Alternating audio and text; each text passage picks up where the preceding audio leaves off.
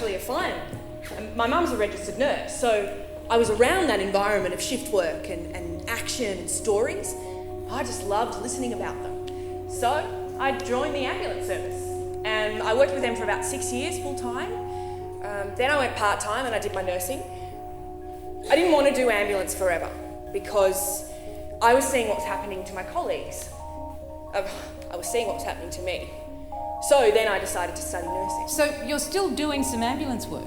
Yeah, I am, just on a casual basis now. So just work on my days off. You work on your days off? Yeah, but I love it.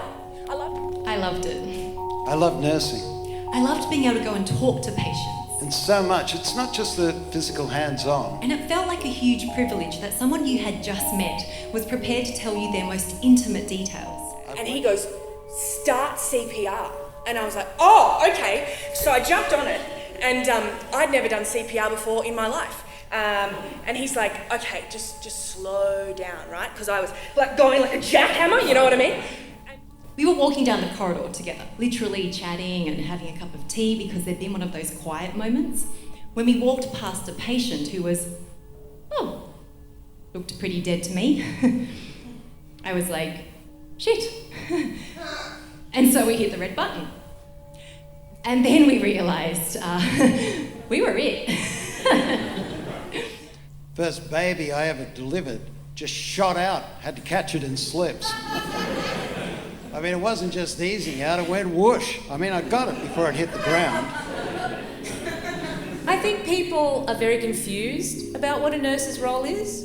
Medical staff are very confused about what a nurse's role is. I think many of them don't appreciate that we have a different role to them. I'm in my intern year now, and I have been saved so many times by the nurses. Like, there was this one time I was in the cafe, and I get this call, and it's one of the nurses, and she says, did you mean to write 1.5 milligrams? And I was like, no. I see my job as helping patients, not helping doctors. The respiratory intern who's been there for 2 weeks doesn't know what any of those words mean, doesn't know what he really wanted to know, and gets barked at down the phone and hangs up the phone and bursts into tears.